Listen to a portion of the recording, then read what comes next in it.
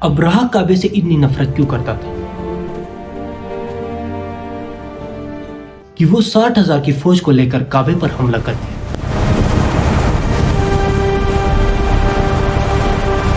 کیونکہ کعبہ پورے عرب کے لیے سب سے مقدس جگہ بن چکا تھا۔ پورے عرب سے لوگ مکہ عبادت کے لیے آیا کرتے تھے۔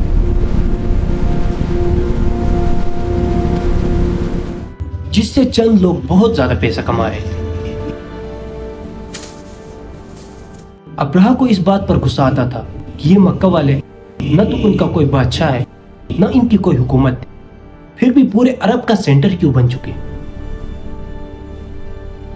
چنانچہ اس نے حملے سے پہلے اپنی سلطنت یمن کے دارالحکومت صنعا میں ایک بہت بڑا چرچ بنایا،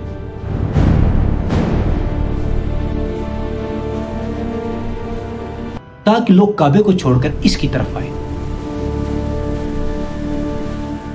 لیکن یہ پروجیکٹ مکمل طور پر فیل ہوا، جس کے بعد ابرہہ کے پاس صرف ایک ہی آپشن بچا تھا کہ کس طرح کعبے کو گرایا جائے۔ ابرہہ کسی بادشاہ کے گھر میں پیدا نہیں ہوا، بلکہ وہ رومن امپائر کے ایک چھوٹے شہر کے ایک معمولی بزنس مین کا غلام تھا۔ اصل مسئلہ یہ تھا کہ یمن اور حبشہ کی لڑائی بہت عرصے سے چل رہی تھی،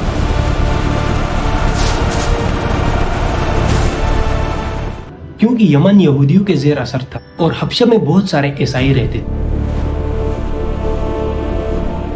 تو ہوا یہ کہ پہلے یہودیوں نے حملہ کیا اور عیسائی علاقوں میں بہت ساری تباہی مچا دی۔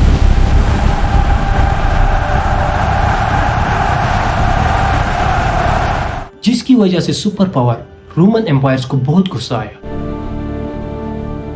اس وقت سپر پاور عیسائی ہی تھے، تو رومن امپائرز نے حبشہ میں اپنے عیسائی بھائیوں کی مدد کر کے یمن میں یہودیوں کی سلطنت کو ہمیشہ کے لیے ختم۔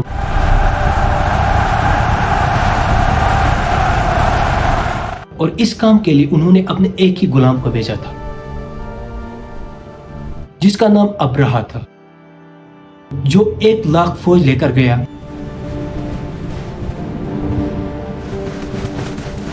اور یہودیوں کی تباہی مچا دی۔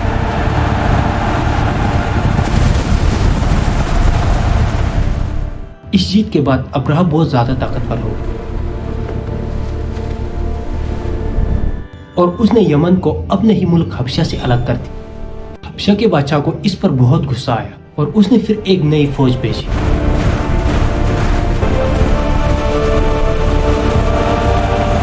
لیکن اس بار ابرہہ کے خلاف اس فوج نے اپنے ہی بادشاہ کا سر کاٹ کر ابرہہ کے سامنے پیش کر دیا۔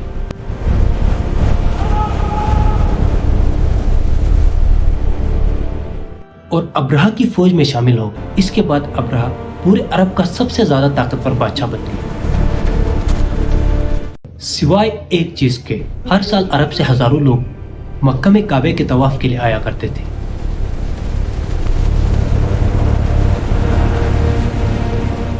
تو ابرہہ نے سوچا اس میں کون سی بڑی بات تھی، ہم بھی ایک بنا لیتے ہیں۔ چنانچہ اس نے اپنے کیپٹل میں ایک عالیشان چرچ بنایا، جس کو اس نے پوری دنیا کے ہیرے جواہرات سے بھر دیا۔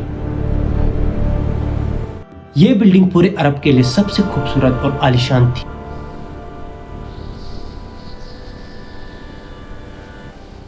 عربیوں نے اس سے پہلے ایسی کوئی چیز نہیں دیکھی تھی، لیکن کوئی بھی اس کی عبادت کے لیے نہیں آئے اور سب اسی کعبے کی طرف جایا کرتے تھے۔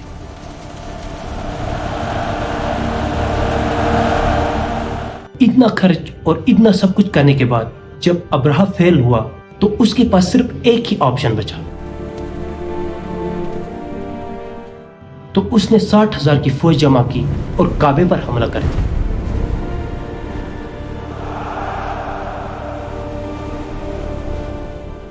وہ صرف کعبے کو گرانا نہیں چاہتے تھے تاکہ لوگ کعبے کو چھوڑ کر چرچ کی طرف آئے۔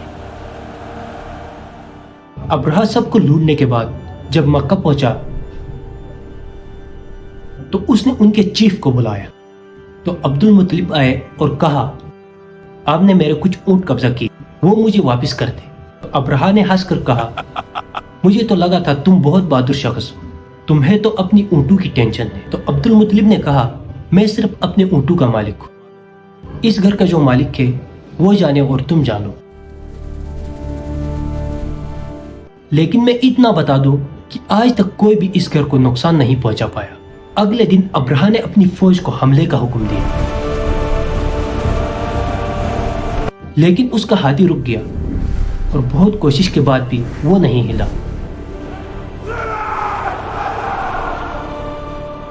اسی وقت آسمان سے کچھ پرندے آئے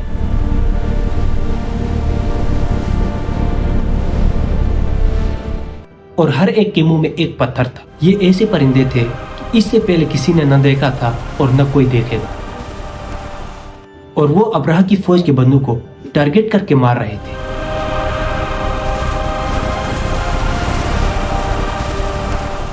جیسے ہی پتھر ان کے جسم کو لگتے تھے تو وہ خارش کر کر کے اپنے ہی گوشت کو نکال دیتے تھے، حتیٰ کہ کچھ لوگوں کی ہڈیوں تک نظر آنے لگی، اور ابرہہ کی 60,000 کی فوج برباد ہو گئی۔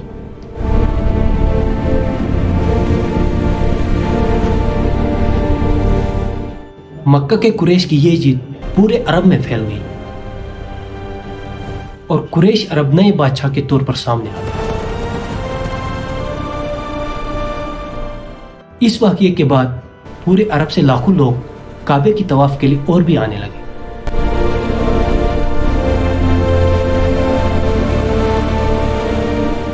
اور مکہ میں ہر سال عظیم الشان میلہ سجنے لگا۔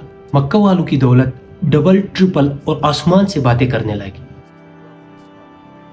لیکن اسی سال اچانک ایک دن ایران کے سب سے بڑے مندر میں جو آگ سالوں سے جل رہی تھی وہ اچانک بجھ گئی،